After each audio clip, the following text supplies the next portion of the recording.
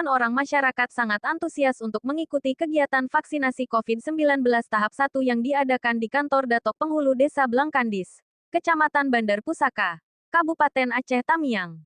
Rabu tanggal 1 September tahun 2021. Dalam pelaksanaan vaksinasi ini pihak kesehatan Kecamatan Bandar Pusaka menyediakan sekitar 118 vaksin yang sengaja disediakan untuk warga Desa Blangkandis, Kecamatan Bandar Pusaka, Kabupaten Aceh Tamiang. Dalam kegiatan vaksinasi ini pihak panitia vaksinasi tetap mengutamakan protokol kesehatan dalam pelaksanaannya seperti memakai masker dan sebagainya.